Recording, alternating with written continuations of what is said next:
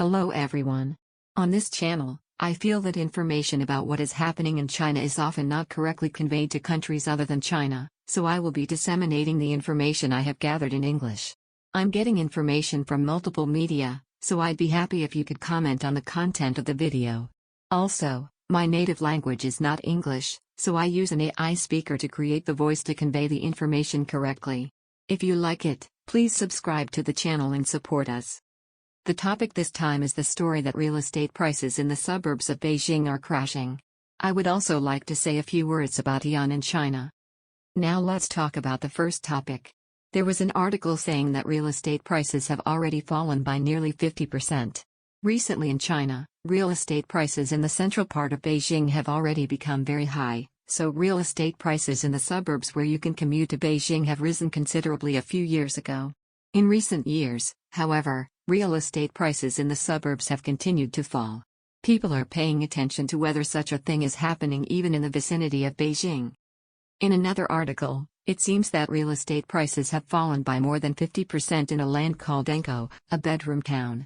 According to the article, real estate prices will continue to decline from the peak of 2017 to 2022, and the decline has finally reached more than 50%. It is a miserable situation that the real estate price of those who have peaked in 2017 has fallen to less than half. People who want to buy real estate from now on are also shrinking. People who have already bought real estate still have bank loans, but if they continue to hold the real estate as it is, the real estate price will continue to fall, so some people think that it would be better to sell it now and pay back the loan. Earlier, I mentioned that real estate prices are falling in the bedroom town of Enko. It's an area about 30 to 40 kilometers away in a straight line from the center of Beijing. If you live in this area, even if you have a company in the center of Beijing, it is within commuting distance. For a while, real estate prices around here exploded, but after peaking in 2017, real estate prices have halved. Please note that 2017 is before Corona. So it's not because of Corona that China's economy has deteriorated. Before Corona, real estate in China was already in a bad situation. If people who work normally can't buy real estate because it's expensive, people who have a lot of money will buy real estate as investment targets or vacation homes, but the number of buyers is not many, so it is thought that the real estate bubble is heading towards the end. Real estate prices dozens of times the annual income of ordinary people do not last long. Let me introduce you to another interesting topic. This Enko was said to have great potential as a bedroom town in Beijing. This is a story up until a few years ago. In 2016, Aeon Mall was completed 1 year before Enko's real estate price peaked.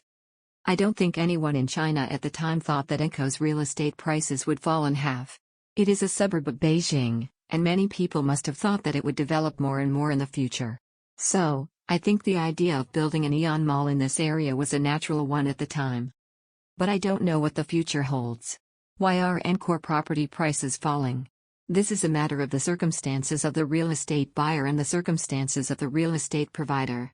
First of all, regarding the situation on the side of the real estate provider, it is becoming difficult to raise funds to continue construction for various reasons. If you look at the latest news on the Chinese economy, you will hear information about interest rate cuts and real estate transaction regulations being relaxed. Therefore, you may think that raising funds is not difficult, but the phenomenon of real estate development being suspended in various parts of China is quite noticeable. I've told you many times on this channel, so I think you know who you're watching. Until now, there have been many people in China who have suffered from construction delays or stoppages. Therefore, there are many people who think that even if they buy it now, they will not be able to hand over the condominium because the construction is delayed, and they are scared to buy the condominium. Chinese real estate is sold before condominiums are built, so if there are no buyers, the burden of raising funds will increase accordingly. And right now, real estate prices are falling. There is also speculation that it will be cheaper to wait a little longer than to buy now, so no one will buy it. That's what the buyer is about. On the buyer side, even if they buy a condominium, they think that it will not be completed, and they think that it will be cheaper to wait than to buy it now. There are many people who think that the price of condominiums will be lower than now, so there are many people who want to sell it now and be released from real estate loans. When that happens, there are more sellers than buyers, so the price goes down. That's what's happening in the suburbs of Beijing right now. Under these circumstances, cutting interest rates or easing purchase limits will have little effect. Even if we take various measures, as long as there are many people who think that real estate prices will fall in the future, it will not be easy to return to the original price. And the word bedtown came out earlier. Enco and other land around Beijing have companies in the center of Beijing, and it is possible to commute there, but the infrastructure development is not keeping up with the rapidly increasing population. The result is tremendous traffic congestion. Therefore, I heard that there are many people who commute to Beijing early in the morning in one car. Some people think that if real estate prices are going down, they should sell quickly and live in a more convenient place. This may apply to Japan as well, but the places where we work are concentrated. If I had a workplace right next to Encore, I wouldn't have this kind of problem. The big problem is that they are concentrated in the center of Beijing. It may be better to think that this situation, where the workplaces are concentrated in the center of Beijing and many people commute from far away, is reaching its limit. People say that China is an advanced internet country and that you can do anything with just a smartphone, but the workplace has not been decentralized.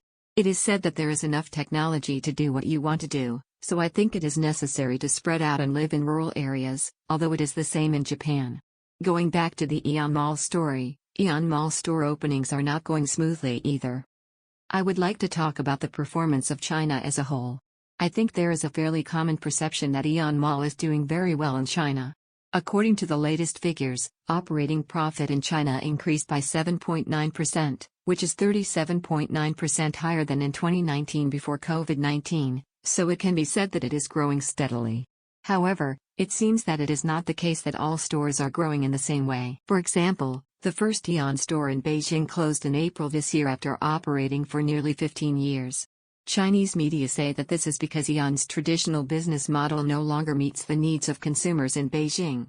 However, the Nikkei Shimbun has a different explanation. The Nikkei Shimbun reports that the store was closed because it was not possible to extend the rental contract with the real estate owner. Different media say different things, but in any case, closing a store that has been in operation for nearly 15 years is a big risk. Even just opening a store requires a considerable amount of investment.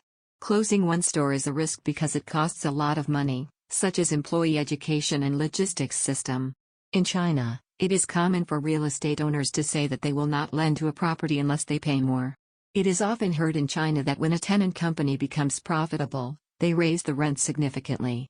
This may not be limited to China, but it is a risk from the side of investing a large amount and operating a huge store. So it seems that Aeon's business in China is not all going well.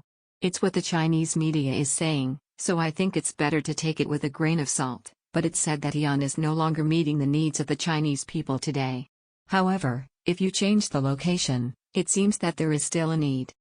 However, if it turns out that Aeon's method works very well, I think it is very likely that rivals will appear in China that provide similar services. Unlike pharmaceuticals and semiconductors, the retail industry is an industry in which China will not face any problems even if Japanese companies disappear. Rather, it is a sector where it is okay to drive out Japanese companies and Chinese companies take over their share.